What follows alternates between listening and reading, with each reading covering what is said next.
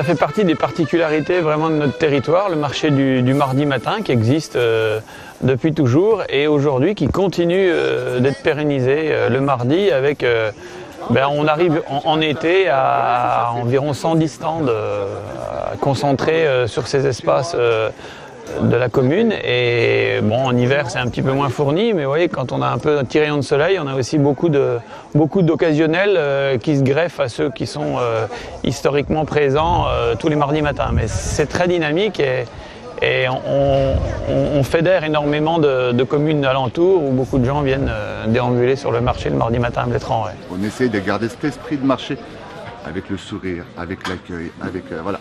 Tout est compris dedans. Moi, j'ai toujours connu un marché à Blétrand. Un marché à Blétrand avec une pointe importante, ce qui était la fête du pays, qui était appelée la mi-septembre. On reste une commune qui est très attractive, même si il y a quand même, on le voit, parfois une certaine perte de vitesse sur certains emplacements.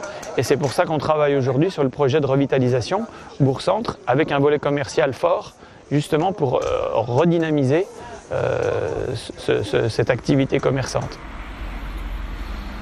Les gens pourraient se poser la question, par rapport à d'autres bourgs, pourquoi Blétrand rentre dans une procédure de revitalisation, c'est déjà tellement actif. Eh bien, il ne faut pas s'endormir sur ses lauriers, on va dire. C'est-à-dire que ce travail, cette attractivité de Blétrand, c'est un travail de longue haleine. Donc on revitalise, oui, pour l'avenir.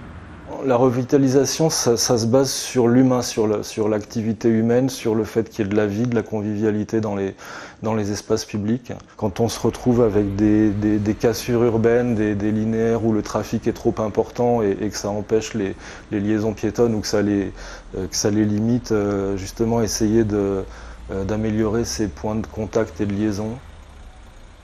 Quand on veut avoir un bon conseil, être un petit peu aiguillé dans cette jungle un petit peu administrative et réglementaire, on a besoin de s'appuyer sur des gens de compétences. Le CAUE nous aide à être clairvoyants, nous fait bénéficier de son expérience sur des visions un peu stratégiques qu'on peut avoir sur des grands aménagements.